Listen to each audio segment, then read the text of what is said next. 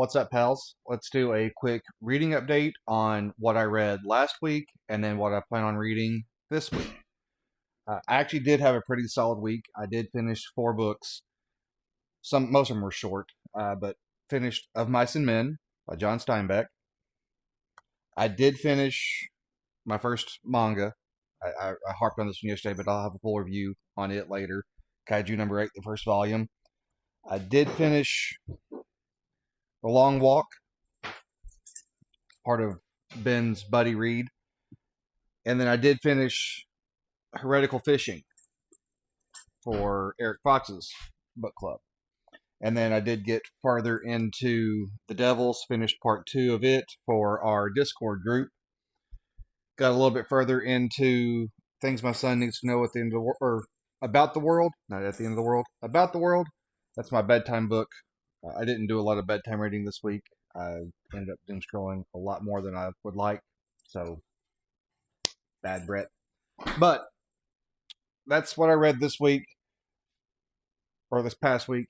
This week, however, I will continue on into The Devils for Discord. Gotta get through part 3.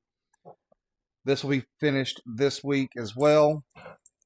I am going to read, or I'm in the middle of What Feasts at Night by T. Kingfisher. Wasn't a huge fan of the first book. This one is a little bit better.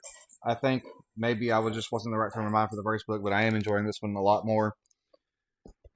I am going to start my poetry journey for Silas House, All These Ghosts. And then for our Discord group, our rotating book club, I got to get to Perks of Being a Wallflower so I can get it sent off to the next person down the line. I also have one arc that I will get to this week. It is for Dear Mr. Boyd. It is a horror novella, so looking forward to reading that one. But that is my plans for the week, and also what I did this past week. So, what do you think? What are you reading? Let me know. I'd love to hear about it. As always, I love you, and goodbye.